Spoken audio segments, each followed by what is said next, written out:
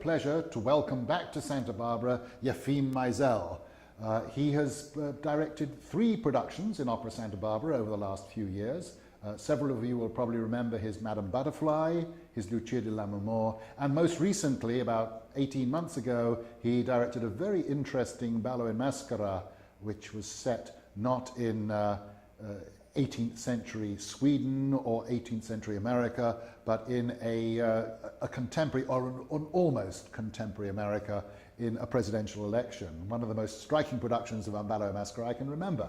Yefim has had a very distinguished career as an assistant director and a director, first in the Soviet Union, then in Europe, and now in the USA. He's worked at the Met, the San Francisco Opera, Washington Opera, the Kirov Opera, the Wexford Opera, and Santa Fe. He's also a member of 2 very, very interesting organizations concerning opera in California, and I hope to ask him about his work there in a few minutes' time. But first, he is here to direct The Merry Widow, and so I'm going to ask him, is this the first time you've directed The Merry Widow?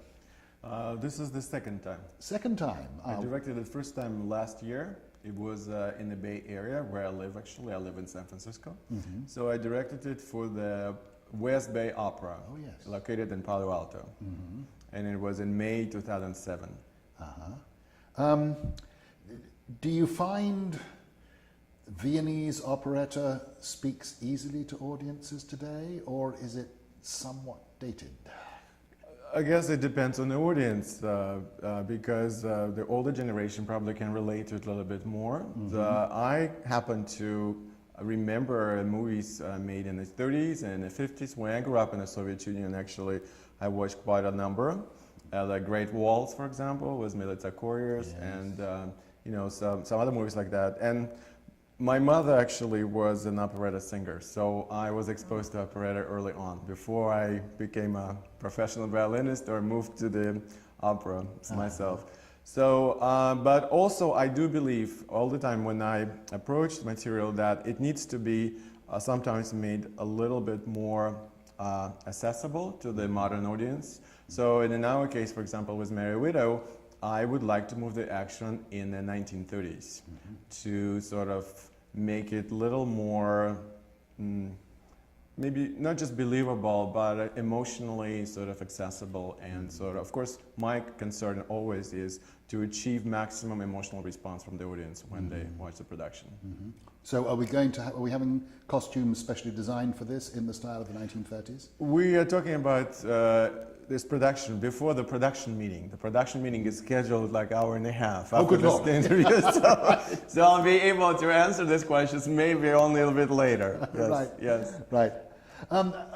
How do you deal with the dialogue in operetta? For example, I can remember seeing The Merry Widow not long ago. I think it was down in Los Angeles, and if I remember correctly, the dialogue was spoken and it was amplified, and then the amplification was turned off, and then the singers sort of sung straight out. And it actually created a rather sort of disjunctive sort of environment. One was listening, as it were, almost to sort of 2 different sound areas. Are you going to have to do this in this production? You know, this is again a question which I'm not prepared to answer fully, because before, my experience with Santa Barbara was mostly in a Libera theater, which is a very small space which would not require any amplification for sure, and I never dealt with that. There was a sort of concern about how well singers will project when they speak instead of singing. And yes, the issue came up as far as amplification. We haven't discussed it with anybody else. This is the first time we're going to meet with technical personnel and to talk about it. And of course, if there is any amplification, your sort of observation is it's a pretty important concern, because you don't have very disjointed sort of experience for the audience, you know. So we would like to make the transition between voice and unamplified singing and amplified speaking voice should be as smooth as possible. I mean, ideal.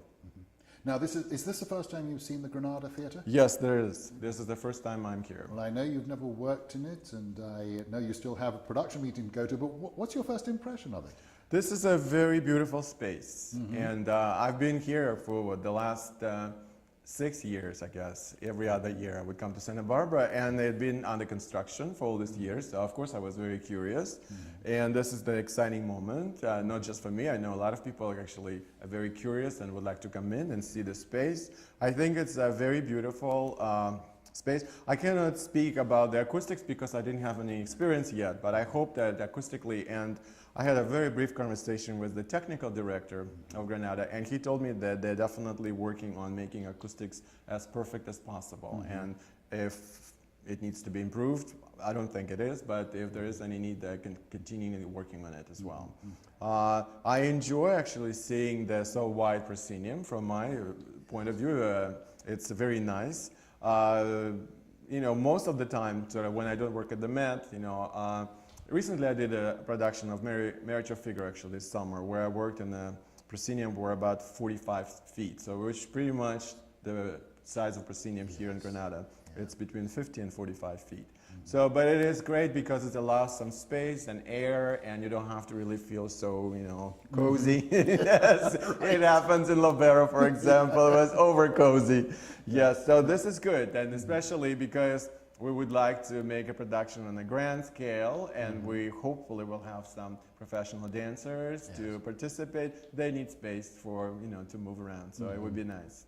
And the set is also in a sort of very grand manner. It's from Utah, sort of, and it has been used in production for San Francisco Opera.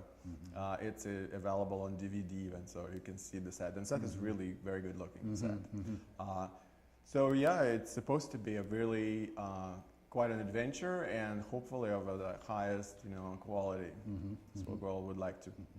Now, to the Merry Widow itself and to Lehár, I find one of the very interesting things about Lehár is he's very, very different from Johann Strauss, who sort of in some ways is the previous generation of operetta writers. There's something very melancholy about some of Lehár's work in comparison to some of the earlier operettas. Are you going to, do you work at that melancholy area, or are you just going to give us sort of, you know, sort of vigorous gay Paris, which is set, of course? I would, you know, why or one or other. You can find some medium golden ground, and sort of, and this is probably what I'd like to achieve. First of all, it's a comedy. It's supposed to be funny. Yes. And it is. I think if you look at it, it's extremely funny. And we have a dialogue which was adapted from Latvi Mansouri's dialogue, which he used for San Francisco Opera production. And it's extremely clever, very witty. And also, I lost my train of thought, sorry. No, it's not about that. Anyway, it's a very nice dialogue, and we're going to spend some time to make sure that the timing also, because, you know, as we know, the comedy is all about timing. Yes. So hopefully we'll invest enough so the timing is really correct. And I think Lehár, if you think about sort of how I would define the difference between Strauss and Lehár, it's a little bit more poetic. And it can be referred to as melancholy, but also maybe the Slavic influence, which Austro-Hungarian Empire was, you know, a conglomerate of all this, you know, different cultures. But I see it as a poetic, and this is where actually I get my inspiration, for example. And I, for example, developed, sort of created a little stage equivalent of the entr'acte for Act 3, when the famous theme of Vilia song comes back. So, and I would like to see, if possible, here to sort of have this moment as well. In the previous production, it worked really well. Here, because of the new set and some other predicaments, I'm not sure, but, you know, I would like to bring it back. And this is the moment where actually we use this beautiful, slightly melancholic, poetic tune and sort of make it work for us in a set. Yes, of course, Vilia is perhaps the most melancholic moment, but there are other moments, and I don't say melancholic in a negative way. In fact, I find it's the melancholy in The Merry Widow is what makes it into, in some ways, a very, very remarkable work. I agree. The famous waltz, you know, it's a love theme between Hanna and Danilo, for example. And no, I think it makes it actually deeply moving because it touches very deeply something inside if it's done correctly. Now, just a couple of other questions. You're a member of a group, the Bay Area Summer Opera Theory Institute. Summer Opera Theater Institute. Theater Institute. Or Could you Bassoti. Yes, Bassoti. Yes, Yeah. I've been. I had a quick check up on the website, and it seemed to me to be very interesting. I wonder if you might just talk about. You're a member of faculty there. Yes, might I've just been talk about your involved work for 9 years, and just finished directing this Miniature Figure production for them at the end of July. This is a very interesting program, first of all, because it works for students, young singers, pre-professional level students from all over the country.